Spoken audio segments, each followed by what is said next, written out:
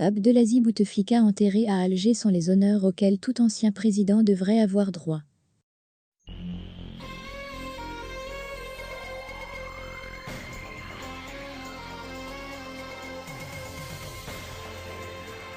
L'ex-président algérien Abdelaziz Bouteflika sera inhumé ce dimanche au carré des martyrs du cimetière d'El Alia à Alger, réservé aux héros de la guerre d'indépendance, mais il aura droit à moins d'honneur que ses prédécesseurs.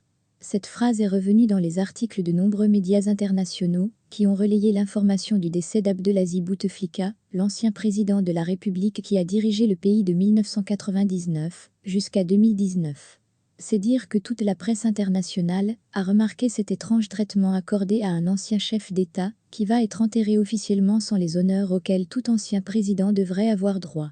Et à Alger, ce sujet suscite le malaise. Et pour cause, personne ne veut assumer la prise de cette décision consistant à organiser des obsèques discrètes et un enterrement silencieux sans aucune cérémonie solennelle.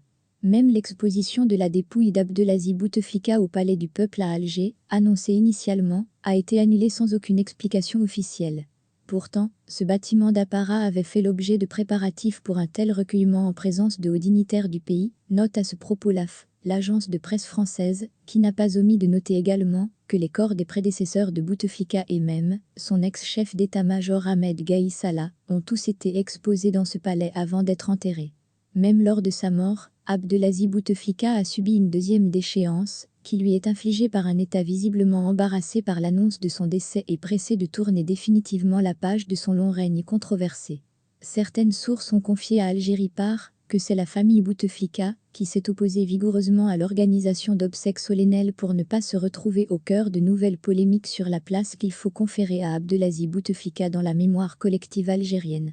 Ainsi, la dépouille d'Abdelaziz Bouteflika sera directement transférée au cimetière d'El Alia. Une cérémonie d'inhumation va se dérouler dans un cercle très intime sans la présence des caméras des télévisions.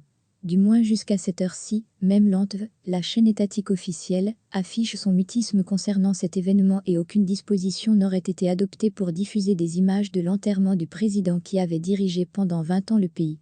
Au carré des martyrs d'El Alia, des officiels, des membres du gouvernement et des représentants diplomatiques des chancelleries étrangères sont attendus, et les convois n'ont pas cessé de défiler devant ce cimetière algérois depuis 11h30. À l'extérieur, quelques dizaines de citoyens se sont rassemblés pour tenter de participer à ces funérailles. Un cordon sécuritaire a été établi pour surveiller et contenir le moindre mouvement de foule. Soulignons enfin que l'Algérie n'a pas observé un deuil national à la suite du décès d'Abdelaziz Bouteflika. Les autorités algériennes ont décidé uniquement d'une mise en berne du drapeau national à travers le territoire national pendant 3 jours depuis hier samedi.